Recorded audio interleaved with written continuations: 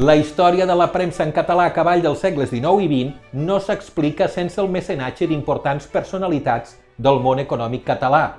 Una de les més rellevants va ser en Jaume Baladia i Soler, nascut a Mataró l'any 1868 i propietari de diverses fàbriques tèxtils al Maresme.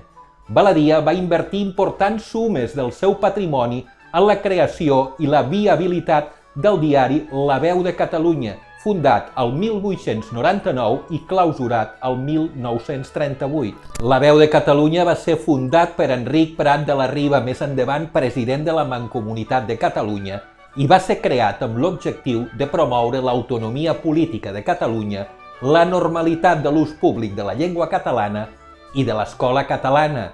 No era el primer diari en català, el precedia el Diari Català de Valentí Almirall, però sí que seria el més important de la història de la premsa catalana. La història de Baladia i La Veu de Catalunya comença a principis del segle XX.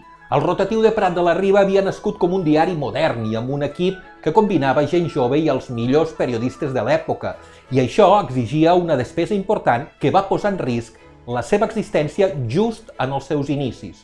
Va ser llavors quan el mateix Prat de la Riba i els amics de Baladia, amb Pompeu Fabra i amb Puig i Cadafalch, li van demanar entrar en l'accionariat. La forta injecció econòmica de Baladia i d'altres industrials catalans compromesos amb el projecte de país de Prat de la Riba, autonomia política, financera, cultural i judicial, va permetre esvair els fantasmes que amenaçaven la continuïtat de La Veu de Catalunya i van propulsar el rotatiu al lideratge de la premsa catalana.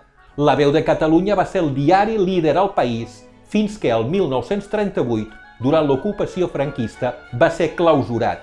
No s'entén la creació de la Mancomunitat, el 1914, i la restauració de la Generalitat, el 1931, sense la intervenció de La Veu de Catalunya com a gran formador d'opinió, i no s'entén l'existència de La Veu de Catalunya sense el compromís de personalitats com Jaume Baladia.